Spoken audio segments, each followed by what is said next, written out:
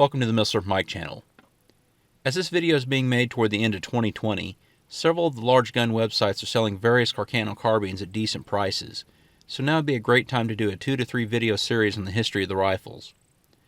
This video covers the history leading up to the development of the Carcano rifle and the M91 long rifle mainly used during World War I, while the next videos will cover the carbines. So for lack of a better transition, let's get started.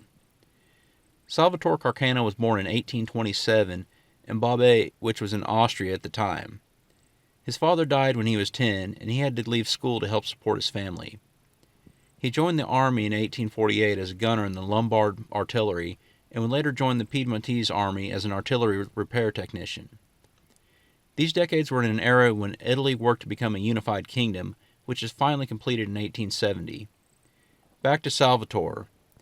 His term of service in the military expired in 1852, but as a man with many proven talents, he joined the C&rsenal in 1854, gaining several promotions in the process. He gained a reputation for attention to detail and was not only a designer, but inspector who would be sent to other nations to prove out machinery. In 1867, he patented a new breech-loading rifle by modifying the muzzle-loading Modello 1860. Basically, the Italians wanted a breech-loading rifle, but wanted to modify the muzzle loaders currently in stock in response to the Prussians armed with Dreisen needle rifles defeating the Austrians with muzzle-loading Lorenz rifles. This is basically the same event that persuaded France to go all in on the Chassepot. They settled on the German Dorsch Baumgarten to use as a basis, but there were accuracy problems thanks to gas dispersion, thanks to the poor locking ability of the needle fire system. Carcano came up with the tubular safety that he later used on the M91 rifle, along with other modifications to make the rifle work.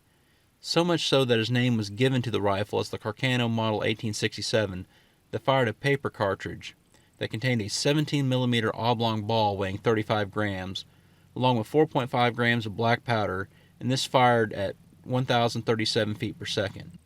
One of the last parts of Italian unification was overtaking the Papal States. Italian forces armed with needle-fire Carcanos faced off against Papal soldiers armed with modern Remingtons. This forced the Italians to again update. They saw the tube magazine repeater Swiss Vetterli as a class of the world that fired a 10.35mm round from a metallic cartridge. The Italians would adopt it in 1870 and later update it with an easier-to-load 4-round magazine developed by Giuseppe Vitali in 1887. Of course, we all know about the development of powder B in France, the 1886 Lebel, as well as Austria's Mannlicher and Germany's commission rifles of 1888, which all use the new smokeless powder ammunition, firing a much smaller bullet at a higher velocity. Italy decided they needed a smokeless rifle as well. First, Italy decided on developing a 6.5mm round, as opposed to the 8mm rounds of Germany and Austria, so soldiers can carry more ammo. Developed over 2 years, this round went from having a rimmed case and using ballistite to rimless and using solinite, similar to the English cordite. As for rifles, they looked toward both the Austrian Mannlicher and German Mauser. There were problems with the new round causing rifling wear, and they decided to open up the competition to domestic sources. In an attempt to alleviate barrel wear, they decided to use progressive rifling. All the major arsenals, with the exception of Brescia, submitted prototypes. The winning prototype that became the Fusil Model 1891 had the bolt system designed by Salvatore Carcano that was loosely based on the Mauser system, with a similar tubular safety to his needle gun. The magazine and clip system was from Mannlicher, and Italy paid a 300,000 lira royalty, which is equivalent to $1.3 million in 2000 US $15. Although there were suits brought about by Giovanni Bertoldo, who claimed the elevator in the magazine was identical to the one he developed for the 4-round magazine on the Vetterli Vitali update.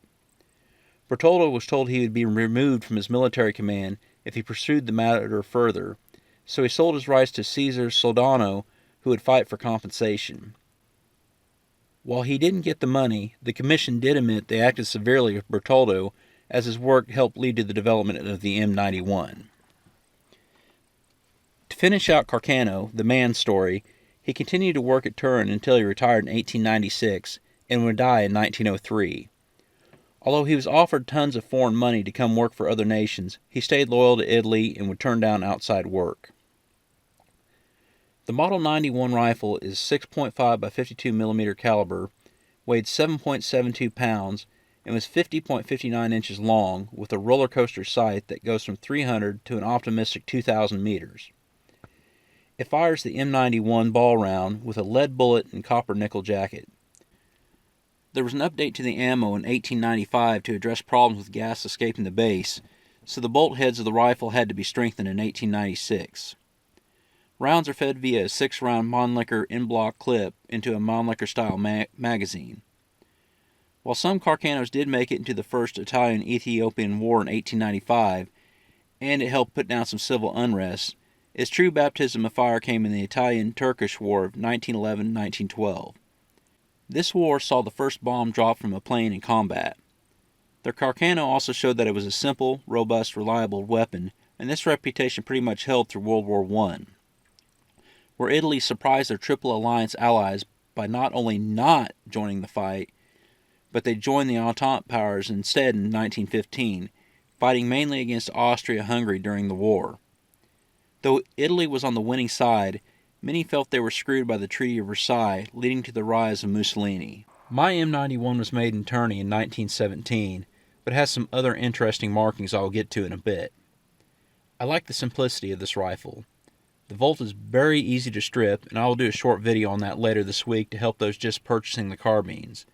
These I'll get to in the next couple videos. Although it isn't much for looks and needs a deep cleaning, this rifle shoots fairly well. The smaller round coupled with the long rifle produces little recoil. Since the sights start at 300, and in reality I think I had them set at 450 meters, I had to aim way low to hit the torso steel at 75 yards away. I couldn't try long range thanks to cattle being where I like to shoot at my parents' farm.